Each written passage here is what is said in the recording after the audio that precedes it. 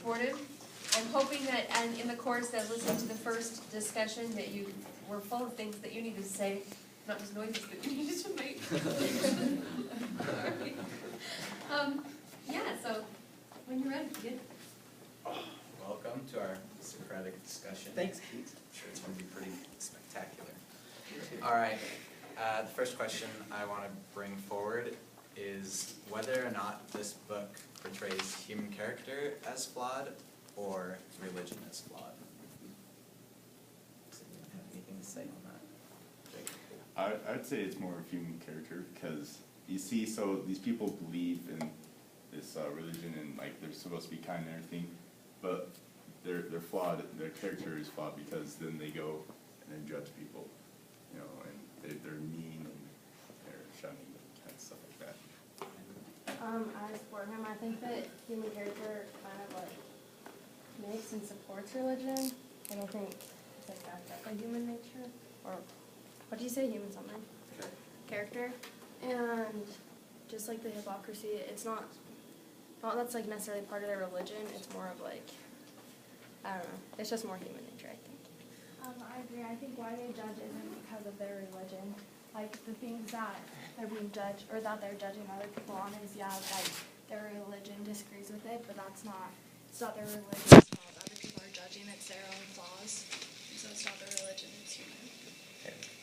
I also agree to the questions before, the comments before. I think humans are going to be humans, and I think Hawthorne did a really great job of showing that throughout the book. In the book, I don't know what chapter, but it says, hearts are all speckled and spotted with iniquity, which they cannot rid themselves. Which is so true because everyone has like something where they're just no one's perfect. That's being human. And that's completely what the book's about. And so I think Hawthorne shows that humans make mistakes, but then there's religion, but you can't, like, you can use religion to become better, but you're going to be human no matter what.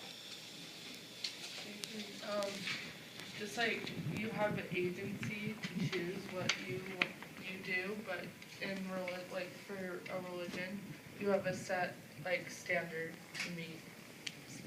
Yeah, like the religion is just a set of guidelines that people try to follow, but like everyone's been saying, humans are humans, and people don't really follow rules that often, that well, for a long period of time. So people are just gonna sit there and judge and critique, do whatever makes them feel better about themselves. It's possible, though, that, like, I mean, if all these people are members of this religion, I'm just kind of playing devil's advocate here, there could be something wrong with the religion if all these people are supposed to be following it, but then they aren't. Maybe there's something wrong with the religion, so it needs to be different so that they will actually be able to follow it. I actually kind of think, like, humans know that they're flawed, so they kind of create the religion to, like, fill in those holes so that they can become better. So I feel like religion is like a guideline along your life to help you become a better person. In addition to the original question, is it that religion's like, we're all kind of agreeing that it's a way for us to be better, and that it's just guidelines, not necessarily the way that we have to live, but the way that we have told ourselves we think we should live. But maybe in this book, the author is just addressing that Puritanism is just a bit too extreme, maybe in his sense, or do you think that the people just weren't that great at following it? I don't think it's the religion itself that is extreme. It's how they like interpret it and how they choose to like. Because it can just give you a sense of like rules and guidelines that you're supposed to follow, but it's how they choose like to what extreme. I don't think it's the religion itself. It's the people's interpretation of it. I think also, like, the religion is what pushes them to do things, but I think once they're all together, they get in this mindset of almost, not necessarily a mob mentality, but where they're all together and they think, even though most of the people probably aren't good and they probably don't do what the Puritans say they're supposed to do, they hide it, and then they all go together, and when someone's flaw comes out, then that's when they go and they, like, not attack, but just they go towards that person, and then they let that flaw be like, oh, they're not as good as us because we're Puritans, but their flaws haven't come out yet. They're good at hiding them, but then there's someone whose flaw did come out, and so then they use their Puritan religion to go and, like, attack. I think a big part of religion is putting God above yourself and like believing in God more than the people around you, but they didn't do that because they put man's law above God's law because one of God's like most important laws is forgiving and forgetting, and they never did that. So I think it's kind of ironic how they were like obsessed with religion, but in the end they didn't practice what they preached. Alright. Do you guys think that Hester and Dimmesdale together are a representation of humanity, or that one or the other on their own is more so? I think together they kind of represent the book well, just because Hester, like Taylor was saying, her flaws were outed, and his like weren't, but he like was so beaten up about it that it like made him physically sick. And wait, sorry, I'll repeat the question. We're always going. Do the combination of Hester and Dimmesdale represent humanity? Oh, yeah. Oh yeah.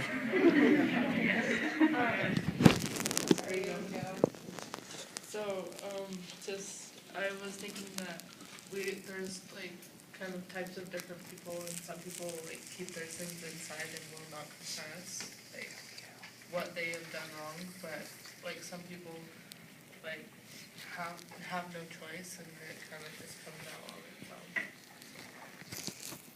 I think like it represents humanity, and like it shows like even those people that we feel like they are holy and they follow the religion, I feel like it shows that they can also like sin and make bad choices. So like everybody's a human, like nobody's perfect. I think also their duo is kind of like a perfect little duo because it shows both sides of humanity, because there's some people who they mess up and it's never a secret and people just know about it, and then they have to live their whole life with people knowing about this mistake that they made. But then there's also the other half where they've made a mistake but they won't, like, no one knows about it and it's just them. So it gives you kind of the duo of both sides of humanity, of where some have to live with their flaws throughout their life and have other people know, but then at the same time those people will be able to get better from it and have help or whatever, but then the other people have to kind of find a way out by themselves. So I think it shows through Hester and through Dimmesdale the like duo of all of humanity. Yeah, you get kind of both sides of the sin. Like you get to see the reaction of the person that confesses the sin and the reaction of the person that doesn't confess the sin. And I feel like it's kind of a moral lesson as to you end up better when you tell people and confess your sin, or does she like eat you up inside and kill you? I think although, like, I mean, they are a good type of that, but, like, they are kind of like the ideal human reaction to it. Because Hester has her sin, and it gets confessed, or she ends up getting caught for it. She doesn't really confess, but then she kind of has, like, all this grace, and she's really good about it, and she ends up becoming better because of that sin. And then Dimmesdale, he kind of keeps it locked up inside, but he ends up hating himself for it. And it's possible, especially like today, that people wouldn't end up hating themselves as much for something like that. And so they are like kind of what humans should do in that situation, but not maybe what we always do. Going along with what Jacob said, where we might not feel as bad today for the same thing they were doing, that seems to me to come down to societal pressure and making me want to regardless whether or not, or I guess what our definition of the human character is, whether humans are inherently evil or good, or whether or not they're just neutral and striving for one or the other. Well, I mean, in the book it talks about how they, like, because Hester doesn't really, like, continue sinning or anything, the general tendency for people is to kind of have forgiveness rather than hate. But once again, that could have just been a societal thing like back then. I think people are naturally good. I think they want to do good. They feel bad when bad things happen to other people. They want to help other people out. They want to do the right thing, but it's just easy to fall into the bad situations where you get put in the wrong place at the wrong time, and you're just in a bad predicament. Okay. Sorry. I think that. Oh wait, crap. What were you saying? Now I'm. Wait, hold on. Give me a second. Wait, what did you just say? Oh yeah. Oh wait. No, wait. Say. Keep going. Say the what you said. They want to be good. They want to help other people, but they just get put in the wrong place. I forgot what I was gonna say. Oh. Okay. I'm just gonna make something up. Okay. I agree. I think that people are good. Oh, I had something so good to say. Okay, come back to me. Next. I think people are good. They just like, it's like for like Hester, the people, they feel bad for her in some way. They're just like afraid to show it and like afraid to, because it's so much easier to go along with the crowd and like to judge her rather than to like try to help her, like show their compassion towards her. It's just so much easier to be another one of the people that judge her and criticize her. Go tape. I remember. Okay. So I agree. I think that people are good, but I think that this book really, like, something that I've taken from it, the overall theme is humans are gonna be humans, and so people are overall good and they're gonna try to do good things and do good for others, but it's just in the end there's just gonna be mistakes, and there's gonna be sometimes you're gonna take 2 steps forward, but then sometimes you're gonna take 5 steps back. That's just kind of how it is. That's life. So I think Hawthorne just throughout the book just shows the readers that. I think he shows you that overall humans can be great and they can do great things, and then they can mess up, but then they can still continue to do good things, like Hester. Like, she messed up super bad and she, like, the town hated her, but then she tried to make it better and she did things for others, and she became, I have it from chapter 13. It says, her breast with its badge of shame was but the softer pillow for the head that needed one. So I think that's what it is you can be good, but then sometimes you mess up, but then even when you mess up, you can make it better for others, you can use that to be better, you can just... To add on to what we're saying about, most of you seem to agree that humans are inherently good.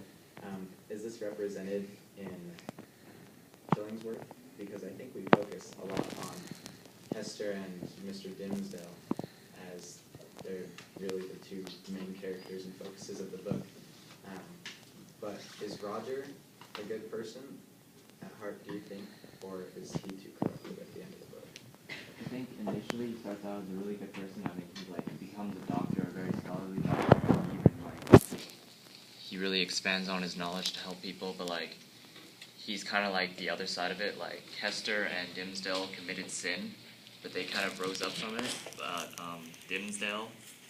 Chillingworth, when he heard about it, he kind of was consumed by revenge, and it kind of changed him as a person. So it's like, in the beginning he wanted to be good, but he was consumed by darkness, I guess, in the end. Yeah, Chillingworth, like we've all been saying, that he was initially good, but when you let revenge and stuff like that overcome you, I think it's really easy to fall into that trap and keep going. Yeah, and then, so just kind of going along with that is, he's this good guy, and then he's like consumed with revenge. But then, at the beach, he kind of realizes, like, what have I become? Like, I think that's what Joseph said.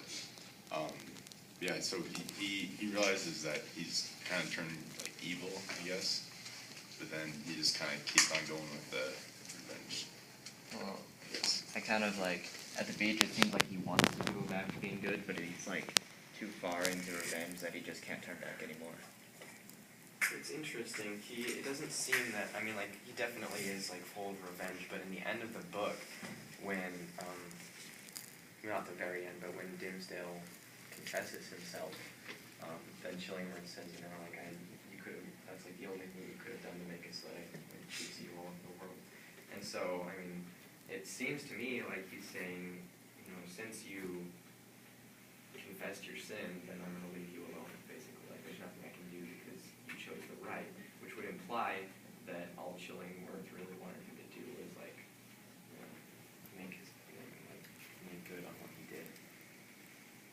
Chillingworth is like the perfect example of what I said earlier. People want to do good, people want to do the right thing. And at the beginning of the book, he thought he was doing the right thing by going after whoever committed the sin of his life. And then by the end of the book, he just kind of got overcome with doing what he thought was the right thing. It was actually kind of the wrong thing. He was going after revenge instead of forgiving him. That he just kind of overtook himself and